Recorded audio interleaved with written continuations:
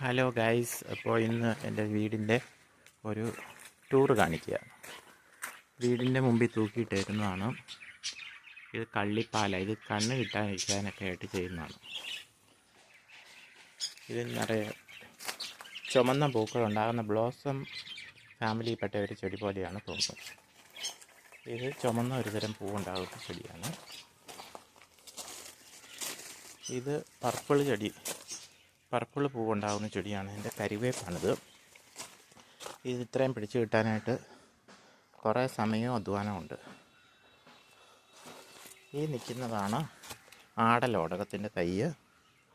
ഇത് 2 ആപ്പിളിൻ്റെ തൈയാണ്. ഇത് ഒരു തരം ചുമന്ന പൂവുണ്ടാകുന്ന ചെടിയാണ്.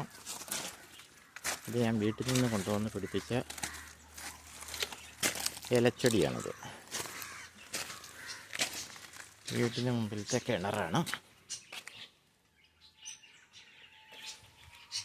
ഇത് ഓർക്കിഡാണ്. ഇത് കാന്താരി മുളക്, ഉണ്ടൻ മുളക്. ഇത് നാരകത്തിൻ്റെ ഒരു തൈയാണ്. ഇത് കുറ്റിമുല്ലയാണ്. ഈ നിൽക്കുന്നതാണ് ആനച്ചുവടി, പശുവിൻ നാക്ക് എന്നൊക്കെ പറയുന്ന ചെടി. ഇതാണ് ചങ്ങലം പരണ്ട. ഇതിപ്പോൾ ഏകദേശം ഒരു 7 അടി പൊക്കമായിട്ടുണ്ട്. സർവ്വസുഗന്ധി, നാരകം, ലക്കി ബാം.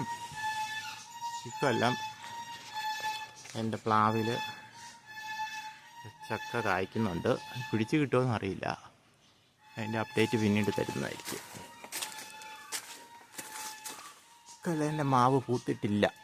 എല്ലാ കൊല്ലവും ഇത് പൂക്കാറില്ല.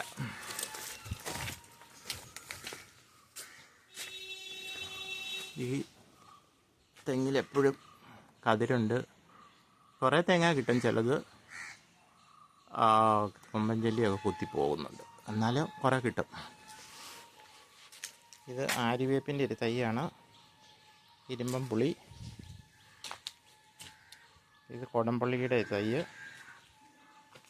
കള്ളിപ്പാല, മുള.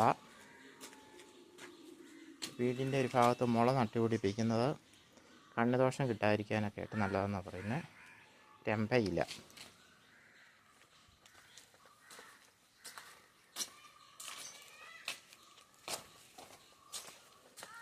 ഈ ഭാഗത്ത് തിപ്പിലിയുണ്ട്. അത് സൂര്യകാന്തി ചെടിയാണ്. കപ്പയുടെ 5-6 തൈയുണ്ട്. കപ്പ ഇത്രയായി. ഇവിടെ നോനിപ്പഴം, അതിൻ്റെ ഒരു തൈ. മുരിങ്ങ. ഇത് ഞാൻ മേടിച്ചതാണ്, ഈ മുരിങ്ങ തൈ. ചെമ്പരത്തി ചെടി. ഇടനേലയുടെ തൈ ഇവിടെ കിളുത്തത് ഞാൻ ചട്ടിയിലാക്കി വെച്ചേക്കുവാണ്. ഇതാണ് കേശവർദ്ധിനി. മുടിക്കായിട്ട് എണ്ണ കാച്ചാനൊക്കെ ഉപയോഗിക്കും. ഇത് പച്ചത്തുളസി. അത് നീലത്തുളസി. നങ്ങിയാർ വട്ടം. ഇതാണ് നീലക്കൊടിവേലി. ഇതുവരെയും പൂത്തില്ല. വെച്ചിട്ട് കുറച്ച് നാളായതേ ഉള്ളൂ.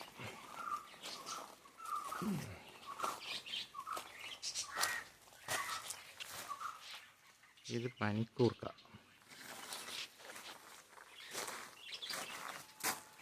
ഇത്രയുമാണ് എൻ്റെ വീട്ടിലെ സസ്യങ്ങൾ.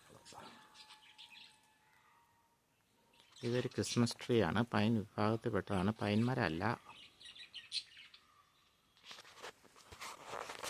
Okay, by.